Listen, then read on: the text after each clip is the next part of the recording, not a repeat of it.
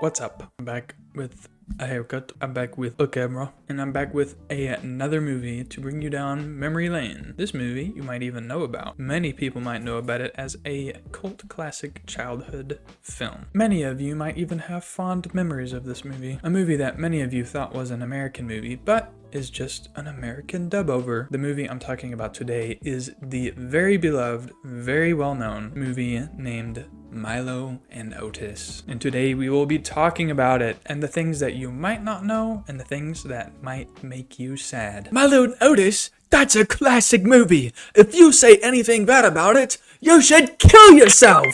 Before you tell me all that, make sure to like the video if you like it. If you don't, I know where you live. Turn on the bell, because the bell is cool, I guess. And I might not publish in a while, but maybe not, because I have a camera, so now I'm committed. I cannot confirm or deny that I will be posting videos more often or not, but it's a start. Also, if you liked the video already, no take backsies if you don't like it. No take backsies. That's the rule. So, sorry. Subscribe for more content, because I'm actually working on a video right now that's going to be a bit lengthy, ranking a particular type of movie. Can you guess the particular type of movie I'm ranking? If you can, thumbs up, dude. Thumbs up. My girlfriend hates when I do this, because my thumb isn't supposed to do this, I guess. Also, I don't know if you can hear it in the background, but my ferret is sleeping in here with me. He's just a sleepy boy. Cage is open, so he's not locked in there. He's just like sleeping in here. But yeah, before we get into this movie and the allegations, be prepared for a bar fight, because some people I know really enjoy this movie. I was one of them, but I'm more of an open-minded person than maybe most people. I know this movie was a staple for people growing up in the 80s, or if you just somehow got a VHS of it from a garage sale and your mom bought it and put it on for you kids when you were kids. My mom did that. Garage sale VHS, baby, ready. Then just be prepared, because what I'm going to be talking about is a serious subject, and I'm going to try to keep it lighter for the context of this video. It is a very serious topic that has seen less cases of this, but there are still some modern cases that I will be talking about later as well. But on a serious note, directed toward you guys, thank you so much for viewing my videos. I mean, this is crazy. My last video, it didn't like blow up. I'm not famous or anything, but it got some traction and it made me excited to make more videos. So I appreciate you guys. You guys are so cool. So first off, what the heck? Milo and Otis wasn't made in America? No. It wasn't. Hold the flippin' phone! My American Icon movie is not an American movie. No, it's not.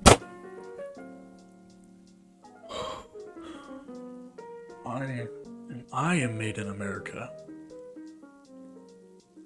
My favorite movie is made not in America. No, it's made in Japan. You don't have to stay here. You can go. Oh! I just love getting pissed off. Oh, okay then. And yes, this movie was made in Japan under the original name, oh my god, under the Adventures of Chatran, or Chatran.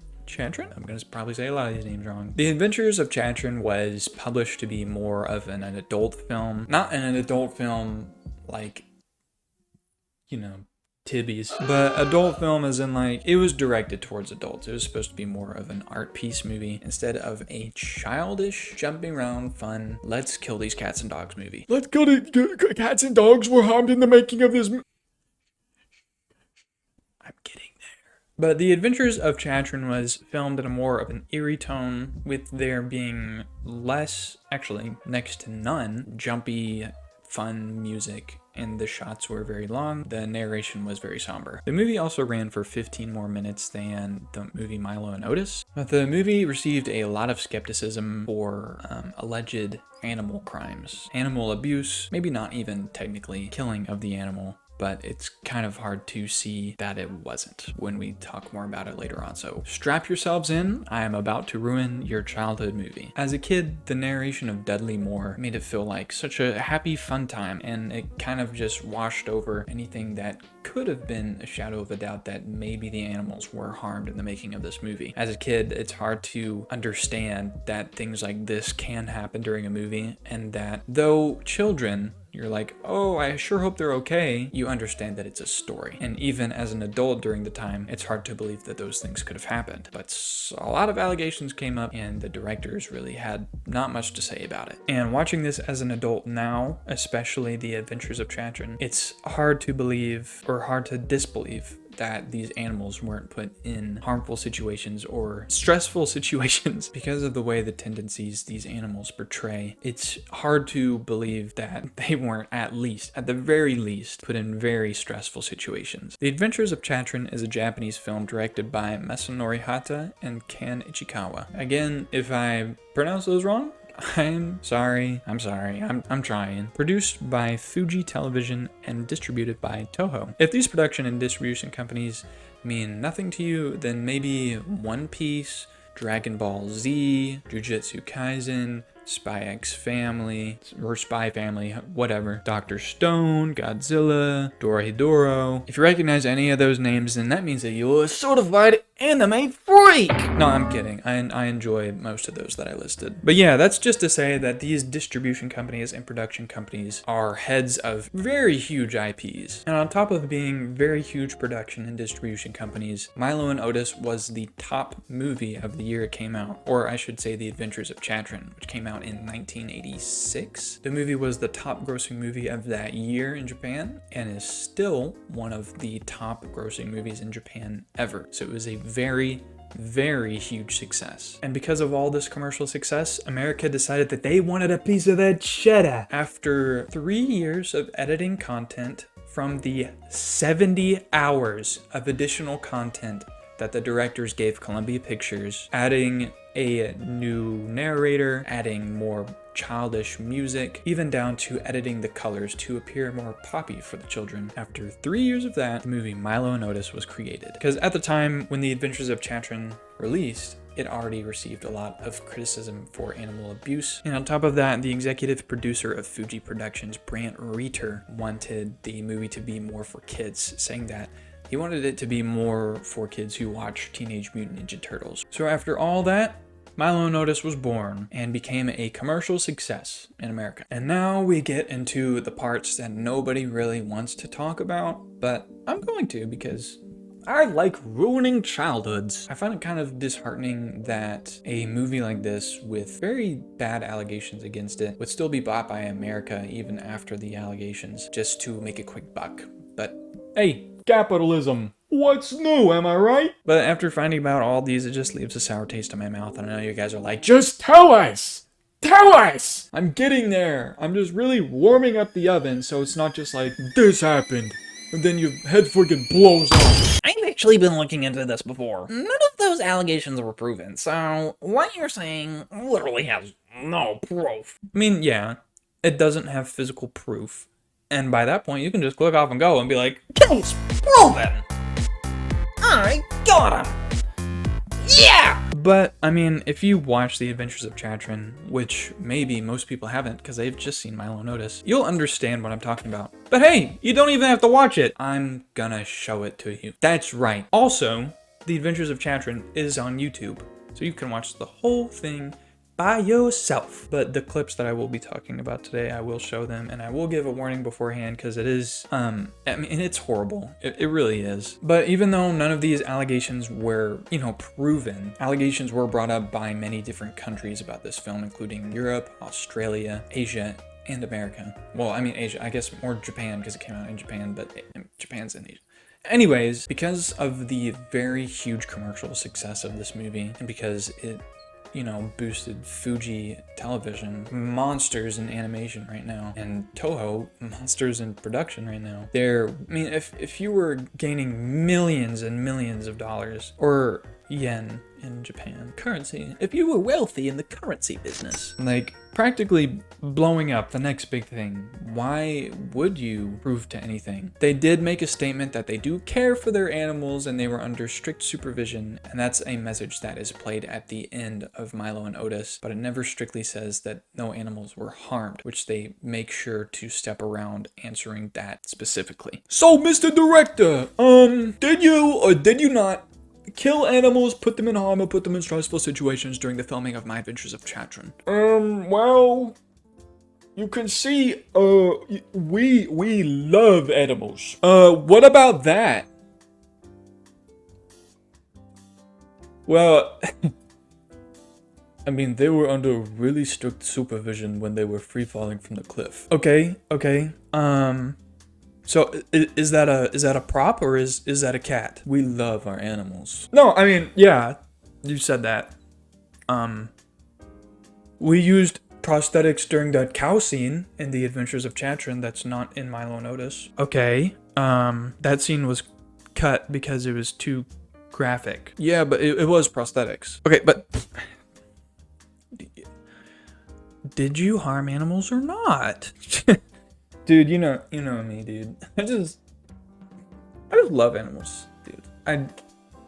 I love them, okay? I love them. And stray kittens are just way cheaper than cows. What?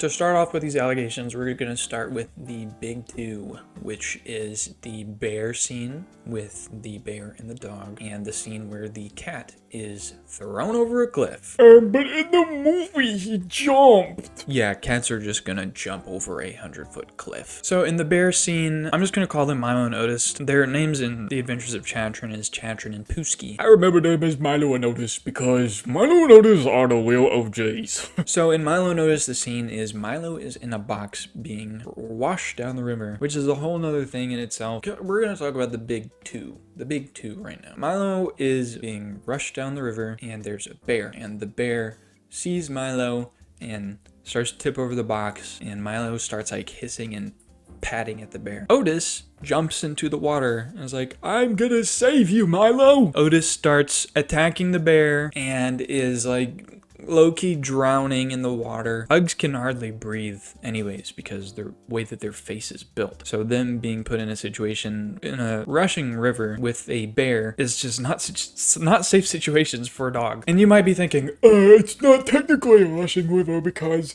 this is obviously a stage. this was all filmed outside. It was filmed over 400,000 square feet of natural wooded area. Every scenery thing you're seeing anyways is not fake. So this river part was filmed in a real rushing river, which is just very sad and very not, there are like no safety nets, which is just sad. Otis is fighting the bear. Otis runs out of energy and is like, Oh my gosh, I'm running out of energy.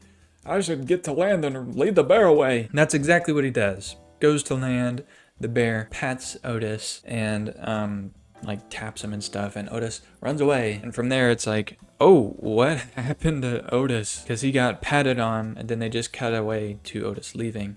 It's like, Well, there's no proof. so I'm going to show you the scene from The Adventures of Chatran, the very uncut scene. And I should warn you, this isn't graphic because obviously they wouldn't show a dog getting mauled to death. The allegation is that this happened. But I'm just going to show you the scene, and you come back and tell me what you think. Did you think a dog was put in a stressful situation? Do you think this dog is okay? Let me know. But in all seriousness, trigger warning, obviously. 3, 2, 1.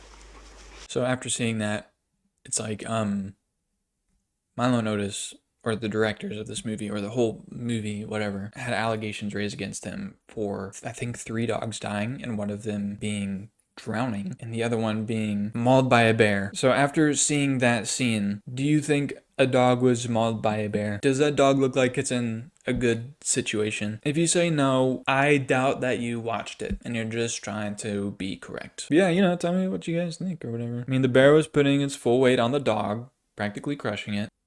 1 + 1 = 2, I don't know. And the other big scene is Milo jumping off a cliff, which is already kind of crazy for the original Milo and Otis film. But I bet you didn't know that it was cut. There's a whole nother extended scene in The Adventures of Chatran where the cat tries to climb back up the cliff and falls.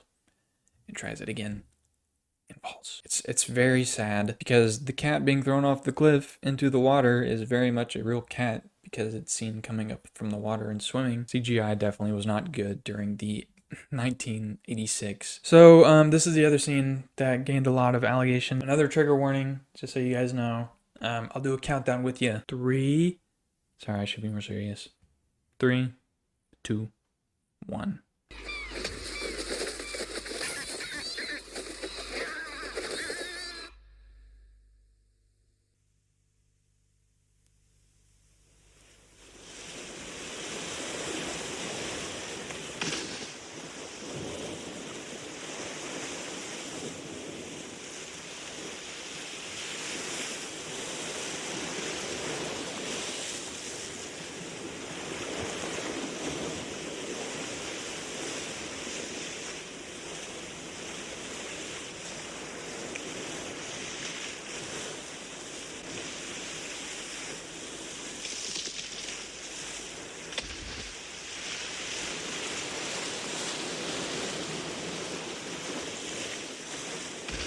So a lot of the allegations that came from this is that a lot of kittens died during this shoot, this specific scene, because a lot of cats did not survive the initial fall. So the cut from when Chatran lands in the water and is swimming to him climbing up the cliff is speculated that one of the cats died swimming to the ledge, and they're like, well, we need the rest of this scene, so we're just gonna cut it and add another cat in the water and then make it try to climb up the cliff. Yeah, I mean, it's just really sad. I mean, if you got a kitty cat at home, would you be like, I'm gonna shoot a movie, so I'm gonna throw it off a waterfall? And I mean, that's a whole nother thing, is that a cat was sent down like a little waterfall near the like middle part of the movie, which is, I mean, the cat didn't die, but it was put in stressful situations, which you shouldn't have to do to animals to make film or movies or whatever. So let's talk about these smaller allegations in both Milo and Otis and The Adventures of Chatran. The first notice that is just like very blatantly animal abuse is when Milo is being pinched by the crab. It's not really funny. I mean, as a kid, it's like, haha, cat go pinch. He deserved it. They're putting a kitten under very harmful stress and very harmful harm. The crab is just pinching the cat. I mean, it's just crazy that the camera crew just let that happen, because they obviously placed a crab in front of a cat and see what would happen, and just was like, oh, that's what we wanted to happen. Yes! That's the one. I don't think the audience is gonna laugh at this. Yeah, well, the kids will laugh at it. Oh, okay. There's another scene later on where Milo and a bear are in a tree, and the bear falls a couple feet to the ground and like flops on the ground. And Milo barely holds on and gets back on the tree. Milo seemed very stressed out in this situation with his tail stuck up and fur puffed out and hissing and batting. I mean, you can't really train a cat to be stressed out like that. I mean, it will be if you put a bear in front of it, so that makes sense. And a scene later on where the bear tries to eat and kill Milo, but Milo's in a dresser, and Milo knocks over a mooring ball or a bobber kind of thing and lands on the bear's head. But that could actually have just been movie magic, like a very light object, but who knows? I mean, the bear moved like it weighed a lot, so who knows about that one. That one is iffy, but I'm just gonna include that anyways. Some allegations that were brought up for just Milo and Otis that weren't in The Adventures of Chatran was near the end of Milo and Otis, where Milo is out in the wintry cold. I mean, Milo goes out into an actual wintry woods, and it's very apparent that Otis is tired and limping from his cold paws, and it just feels kind of mean when the narrator is being like, Otis is so tired and he's limping from his paws being so numb. It's like, No shit. It's because he actually is. His paws were so cold he couldn't feel them. That's because his paws were so cold he couldn't feel them. And another one that was in Milo and Otis that I don't actually know if there was a lot of allegations over. It just felt weird to me that Otis was riding the sea turtle during that one scene, and on his way back to the shore, the sea turtle looks like it's trying to put its head underwater, but it can't. I don't know if that's a sea turtle trying to go under and they're not letting it because they're trying to push Otis on top of the sea turtle to the shore, like have like some sort of buoyant thing under the turtle to keep them both up. I just felt that was a bit odd. I don't know. Are there any turtle experts out there? I'm sure there are. No, there's gotta be one turtle expert out there. There's gotta be at least one of them. Some allegations in The Adventures of Chatran is near the beginning of the movie when the snake bites at the mother cat and its kittens. Film snaps away because it is actually an allegation that one of the kittens was eaten during that scene, so that's so cool. Another scene where Milo has its paw seemingly broken as it limps around and licks its paw. So to conclude out these allegations, even if the director's intentions were to keep the animals safe, it's very apparent that his intentions weren't met with his actions. You can say that the cliff wasn't really that high and throw a cat off and be like, I don't know about that. Or you can put a pug in a wintry situation where they're limping and like fainting and be like, oh, but you know, we put them under a warm blanket afterwards. Which I don't even know if they did that, but I mean, I'm sure that would be what their defense is. Because they probably took much more care of the pugs than the stray kittens, because pugs are more expensive than kittens. Like, I understand the want for authenticity in a movie, for having these animals in authentic locations. If you're doing that, make a documentary. Do Disney's Earth or something. Be like, and the cat was pinched by the crab. Wait, how did that happen? I totally didn't put a crab there in front of the cat. What the heck? Like, you can say you care for your animals, but if you put your animals in stressful situations without any precautions or safety nets, it's hard to believe that you're really in it for the animal's safety and not for your own benefit. Your intentions can be in the right place, but if your actions don't reflect them, how can we believe you? So, Milo and Otis.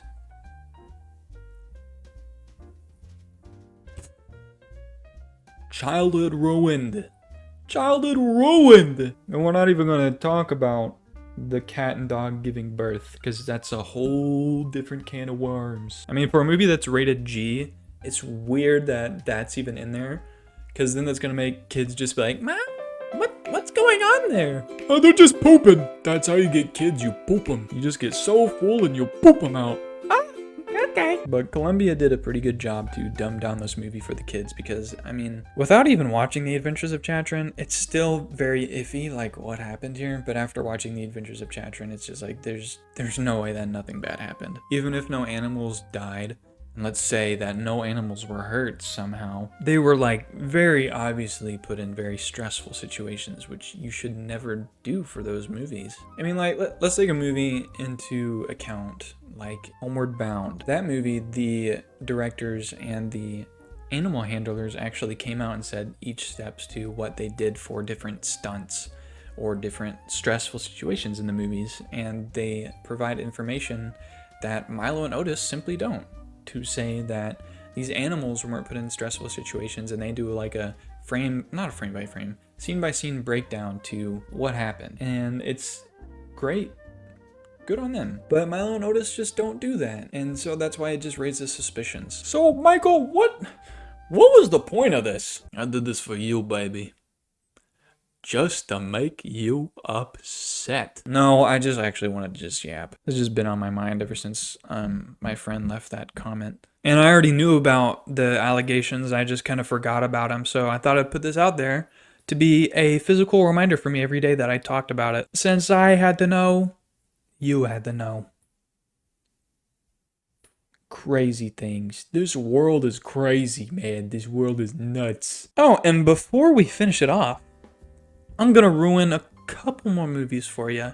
So one movie that maybe not a lot of you know about, but is a very much cult classic, is the movie Cannibal Holocaust, where they deliberately kill 7 animals on screen, including monkeys, snakes, turtles, and spiders, which they kill 7 animals. But they kill them on screen, and then the cast and crew eat them afterwards. I mean, they just deliberately, just like, this is for a movie. Sorry, bunny.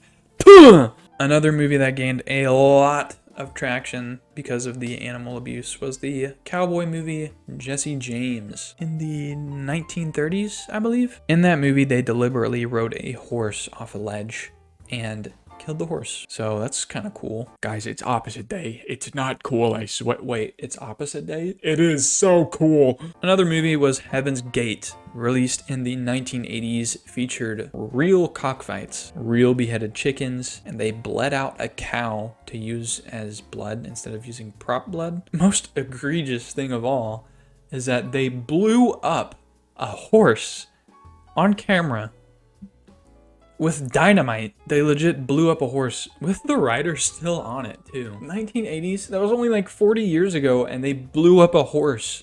Guys, how much is like a prosthetic horse compared to a real horse? Well, can a person ride on the prosthetic horse if we make it big enough? My cousin's got a horse. Let's use his. Okay, I'm done yapping. I'm sorry. If you liked the video, No take backsies. I'm sorry. I don't make the rules. make sure to turn on that bell. The next video is going to be much lighter than this one. And yeah, this was just info blam right on your face. I don't know how to end this. You wanna stick around? You wanna hang out, son? I don't know. I got nothing going on. Yeah, the end. Bye.